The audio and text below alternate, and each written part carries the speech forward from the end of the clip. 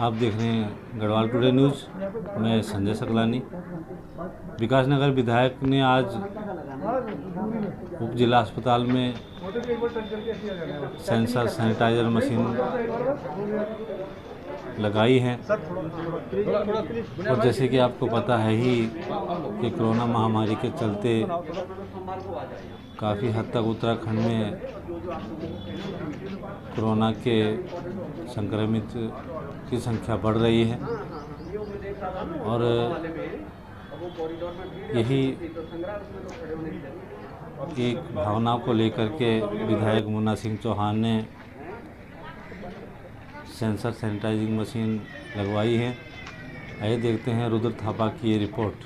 लगाई गई है, क्या कहेंगे आज इस मौके पे?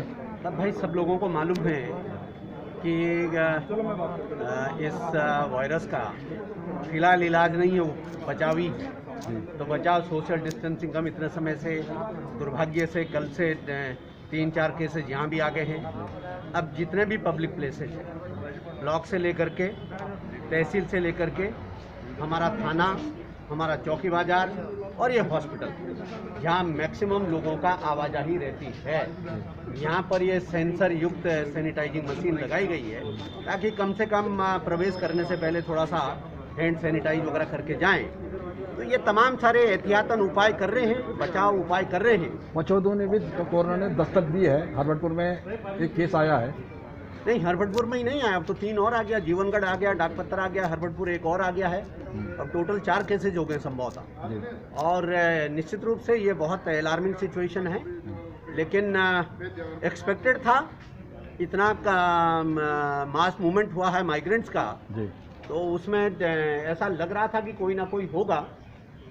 उसमें 3-4 लोगों की, 3-1 लोगों की तो हिस्ट्री मेरे ख्याल से ट्रेस हो गई है, कॉन्टेक्ट ट्रेसिंग हो गई है।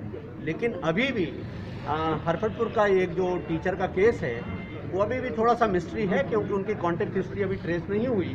वो कह रहे हैं कि मैं टेहरी से आया, लेकिन इस संभावना को रूल आउट नहीं किया जा सकता कि हो सकता है उनका भी कहीं कोई मूवमेंट रहा हो। वो बता रहे हैं या नहीं। लेकिन विधायक जी, सबसे बड़ा सवाल ये है कि जहां कोरोना के पॉजिटिव यहाँ पर ही बढ़ते जा रहे हैं, अब तक 0 था लेकिन एकदम से 4 आ गए हैं। तो ऐसे में बाजारों को खोल देना, 7 बजे तक बाजारों का टाइम बढ़ा देना, बाजारों की मूवमेंट लगातार बढ़ती जा रही है, तो ऐसे में क्या कहेंगे? देखिए, वो बिल्कुल आप अपनी जगह सही है, लेकिन जैसा कि पूरे देश में है, हम पूरे कंट्री को अनिश्चित काल के लिए लॉकडाउन तो नहीं कर सकते ना, और सब गतिविधियों को लॉकडाउन नहीं कर सकते। तो लिहाजा अब हमें इसी रास्ते पर चलना है कि हमें रोज़मर्रा की ज़िंदगी भी जीनी है और साथ ही साथ बचाव के प्रति भी अपने आप को सतर्क रहना है।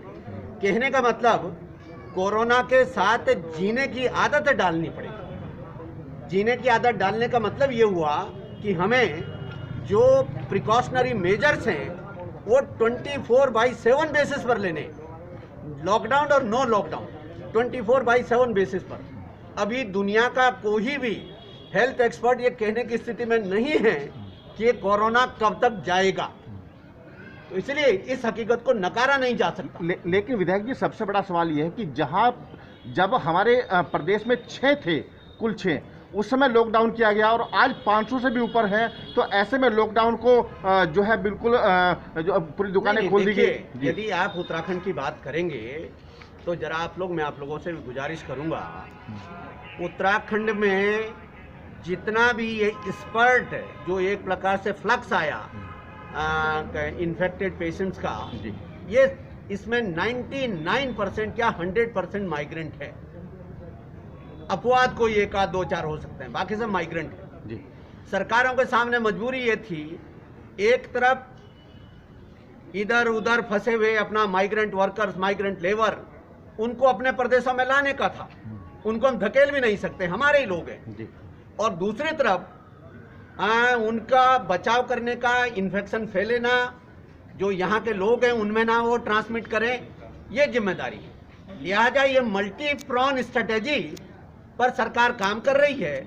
बड़े पैमाने पर रेड जोन वगैरह से जो लोग आ रहे हैं उनको इंस्टीट्यूशनल क्वारंटाइन किया जा रहा है, और जिन लोगों का सामान्य भी बाहर से मूवमेंट है, जिनको कि होम क्वारंटीन के लिए सलाह दी जा रही है, होम क्वारंटीन भी, क्योंकि घर में जाकर के, परिवार में जाकर के लोग होम क्वारंटीन का अनुसरण नहीं करते, पालन नहीं करते, इसलिए उसमें भी ये रखा गया कि होम क्वारंटीन रहने वाले लोग भी अपने गांव के आसपास जो सरकारी बिल्डिंग है, स्कूल है, बारात घर है, पंचायत घर है, कोई इस तरह की जो बिल्डिंग्स है, उसके अंदर उनको क्वारंटीन किया गया है और उसकी देखरेख पंचायतों और स्थानीय जो हमारा प्रशासन उनको सौंपी गई है। इसलिए ये अनवरत रूप से इस प्रक्रिया को हमें जारी रखने की जरूरत है।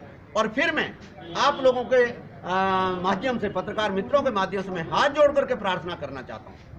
एक बात तो मैं जरूर जोर दे करके कहूँगा कि हमें कोरोना से लड़ना है, हमें बीमारी से लड़ना है, बीमारों से नहीं लड़ना।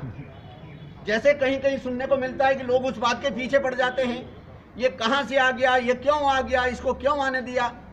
देखो भैया, कोई जानबूझ के तो गया नहीं कि मैं बीमार होकर आ जाऊं, लेकिन यदि किसी को लग गया इन्फेक्शन तो उससे थोड़ा ना लड़ना है, उसका तो हमें बचाव करना है। लड़ना हमें बीमारी से, और बीमारी से लड़ने के लिए ही हम सोशल डिस्टेंसिंग का पालन करें।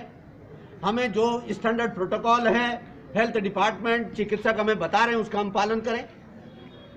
और यदि हमारा कोई मूवमेंट है, हम कहीं संपर्क में आए हैं, तो उसको एडमिनिस्ट्रेशन के साथ शेयर करें इमीडिएटली, जितना जल्दी हो सके उतना शेयर करें। इस क्षेत्र में तो मैं कह सकता हूं, यदि 2 बजे रात को भी आप मुझे सूचना देंगे किस तरह का कोई मूवमेंट है या इस प्रकार की कहीं कोई शिकायत है, तो 2 बजे रात को भी हम आपके मदद में, हम और हमारा एडमिनिस्ट्रेशन, हमारा हेल्थ डिपार्टमेंट और हमारा पुलिस प्रशासन सब आप प्रभावित लोगों के साथ खड़ा होने का काम करेगा। इतनी गुजारिश मैं सबसे thank you sir, thank you.